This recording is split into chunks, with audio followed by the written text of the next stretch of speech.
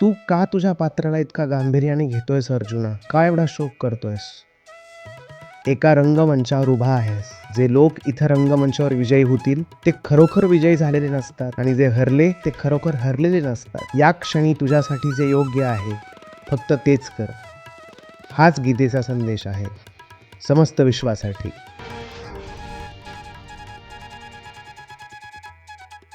नमस्कार आचार्यजी. माझं नाव शंतनू आहे. याच सत्रादरम्यान कुणीतरी हनुमान चालिसावर चर्चा केली होती की त्यांनी हनुमान चालिसा वाचली आहे. तर मी सुद्धा लहानपणी हनुमान चालिसा वाचली आहे आणि असे अनेक लोक असतील ज्यांना ती तोंडपाठ असेल. त्यामध्ये एक ओळ आहे, भूत पिशाच निकट नहीं आवे, महावीर जब नाम सुनावे. पण तुम्ही तर भूत पिशाचांचं खंडन केलं आहे की ते नसतात. मग इथं तुलसीदासांना काय म्हणायचंय? हे कोणते भूत पिशाच आहेत? भूत पिशाच तुमच्याजवळ कसे येतात? ज्या ठिकाणी ते तुमच्याजवळ येतात, ज्या जागी ते जवळ येतात, तिथं ते येणार नाही जेव्हा तुम्ही महावीरांच्या नावाचं स्मरण कराल. भूत पिशाच तुमच्याकडे नक्की कुठे येतात? मनात येतात. मग तिथं ते येणार नाहीत. विसरू नका की याची सुरुवातच अशी होते. जय हनुमान ज्ञानगुण सागर. पहिला शब्द काय आहे? ज्ञान. जेव्हा ज्ञान असतं तेव्हा हे भूत प्रेत आणि अशा गोष्टी डोक्यात येतच नाहीत. यांचं कोणतंही अस्तित्व नसतंच ना. आणि तरीही त्या गोष्टी तुम्हाला खूप त्रास देतात. त्रास कुठे देतात? इथं हात ठेवून थोडीच त्रास देतात. पाठीत बुक्की मारून थोडीच त्रास देतात. त्रास कुठं होतो? इथं त्रास होतो.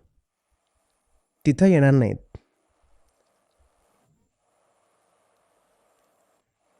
हे बघा, भारताची संपूर्ण धार्मिक परंपरा ही वेदांतातूनच प्रेरित आहे. तेच मूळ बीज आहे. तेथूनच हा पूर्ण वृक्ष तयार झाला आहे.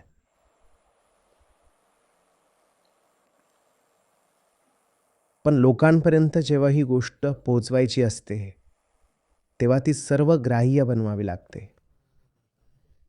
ती अशी करावी लागते की सामान्य माणसाला सुद्धा समजेल. भारत हा कसा देश राहिला आहे? इथल्या बहुतांश लोकांचा व्यवसाय काय राहिला आहे?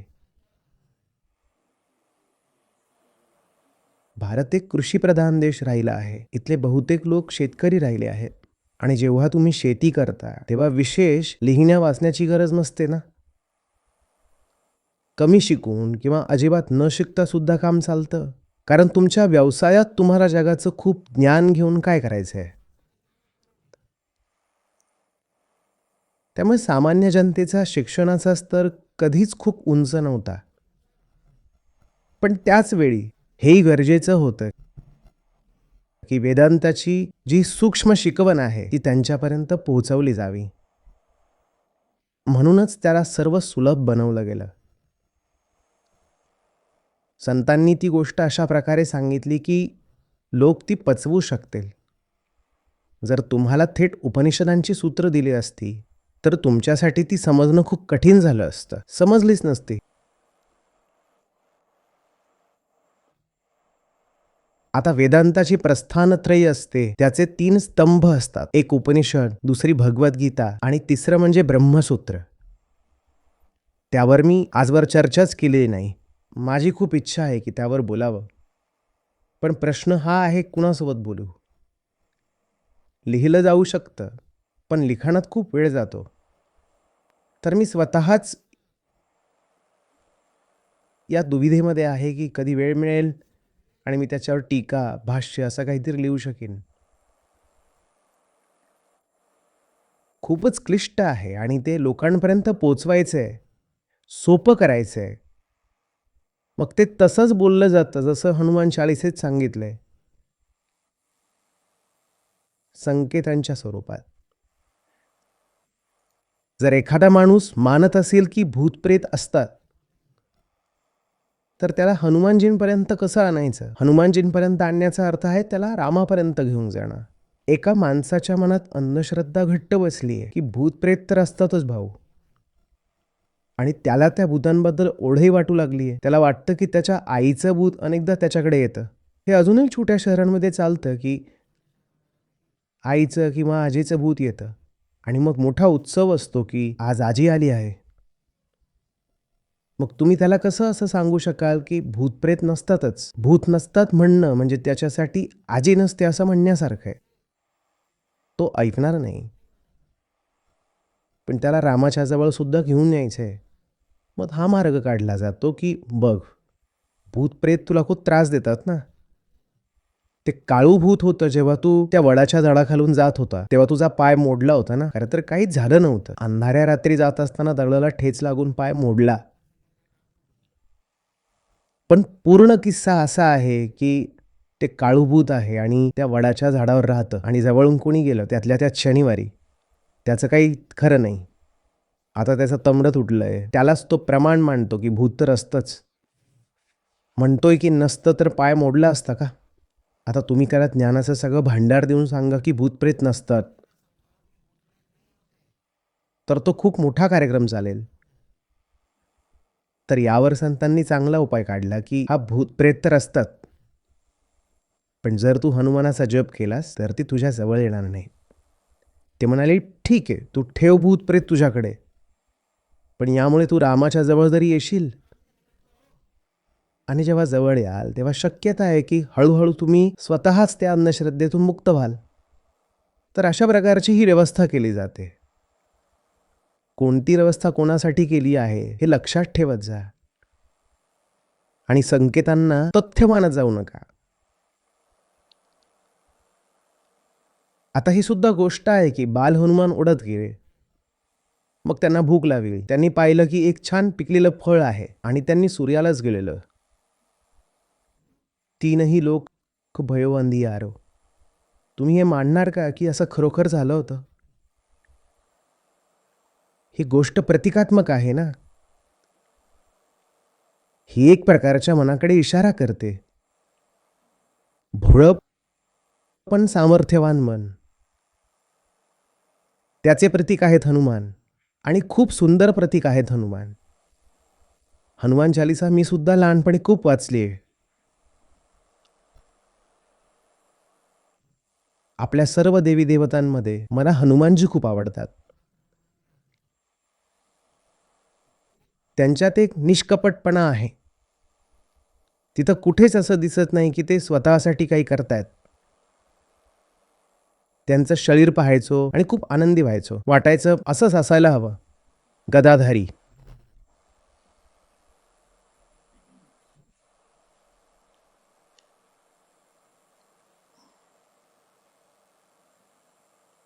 जेव्हा वेदांत नसतो तेव्हा धर्म विकृत होतो, कारण धर्म तिथूनच निघाला आहे.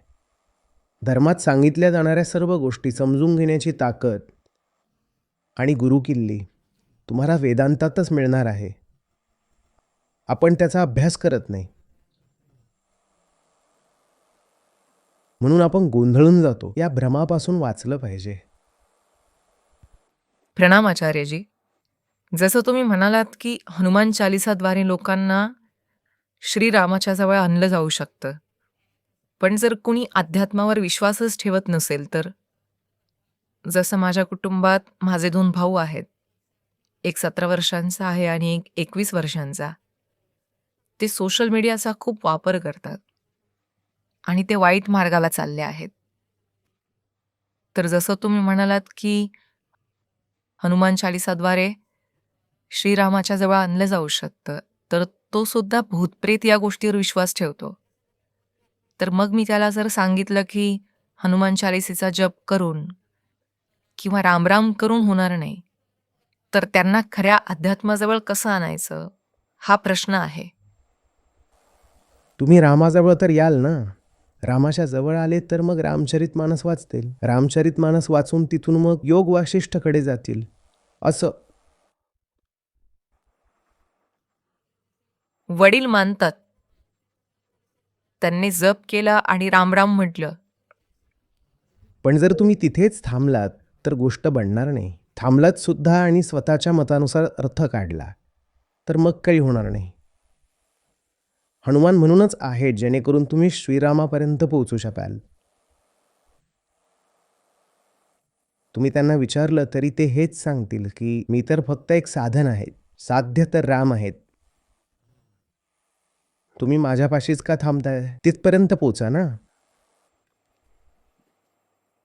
पण त्यांना कसं घेऊन जाता येईल?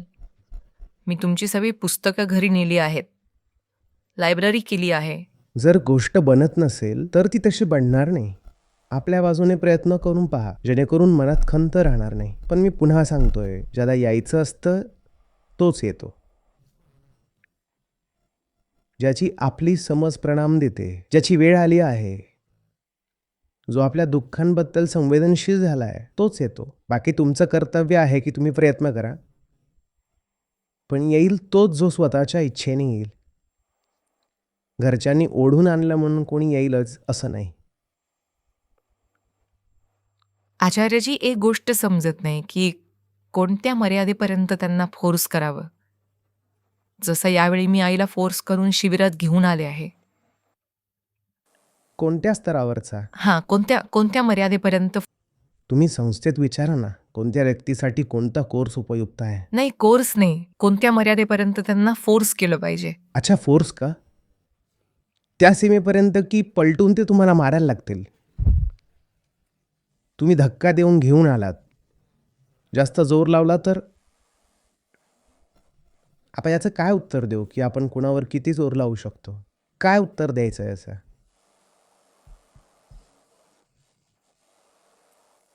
जेवढं प्रेम आहे, जेवढी गरज आहे, आणि जेवढा तुमचा विवेक प्रमाण देईल तेवढा. तुमच्याकडे वेळ आहे, ऊर्जा आहे, आणि फक्त एकाच व्यक्तीवर लावताय की मी याला शिकूनच राहीन, आणि तो शिकूच इच्छित नाही आहे आणि तुम्ही त्याला शिकवायला आतुर आहात. दुसरीकडे असे 10 लोक उभे आहेत जे सहज शिकू शकतात, पण तुम्ही त्यांच्याकडे पाहत नाही कारण तुमचं त्यांच्याशी रक्ताचं नातं नाही आहे. तुम्ही म्हणता आई आहे ना, आईलाच शिकवीन. मी असं म्हणत नाही आहे की आईला शिकवू नका. पहिला प्रयत्न घरच्यांवरच करा आणि पूर्ण जोर लावा. पण जर दिसत असेल की त्यांना शिकायचंच नाही आहे, तरीही तुम्ही दगडातून वडाचं झाड उगवण्याचा प्रयत्न करत असाल, तर त्याने काय होणार आहे?